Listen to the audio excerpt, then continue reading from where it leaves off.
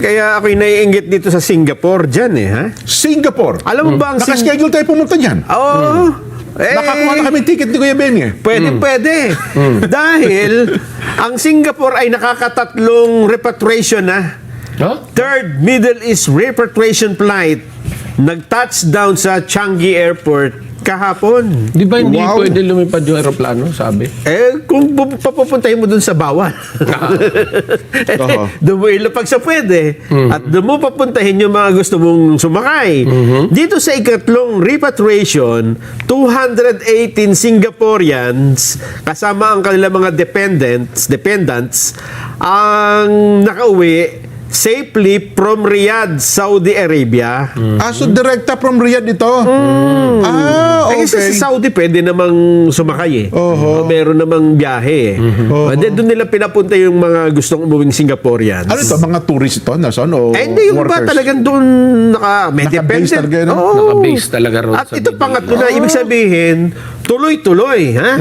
Lahat ng gustong umuwing Singaporeans ay nakakaalis. Alam mo ba nung mabalitaan nila na may mga Pilipinong gusto ring umuwi? Nako, yan. Ano ang offer? May offer sila? Nag-alok po ang Singapore ng tulong. Pero teka lang, ito pinapakita natin. Ano yun? Gamit nila C-130 o private plane yun? Republic of, ano yan? Singapore nakalagay eh. Sarili nila yan. Aeroplano Sarili- ng gobyerno. Wow! Ang sabi po dito, Oh. yung mga sa pamahalang Pilipinas, dahil nahihirapan kayong magpa-uwi ng mga kababayan ninyo, kung gusto yung makisabay, sumabay na kayo. Ayun ang maganda.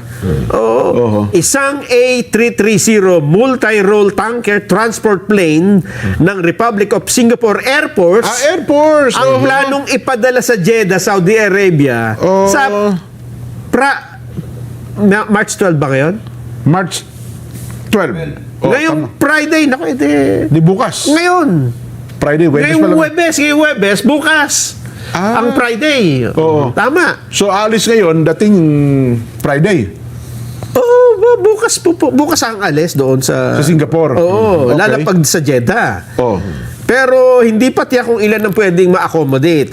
Kung may gustong Makisabay. Makiangkas na lang. Depende naman ito sa tugon ng DFA. Oo nga, sayang naman ang biyahe. Baka mayroong aalog-alog. May mga bakanting upuan pa, no? Ayon mismo kay Singaporean Ambassador to the Philippines, Constance Sinyuan, may kasunduan ng mga bansang kasapi ng ASEAN na magtutulungan kapag kailangan maglikas ng mamamayan. Ayun naman Lalo na kung may emergency, sakuna o kaguluhan.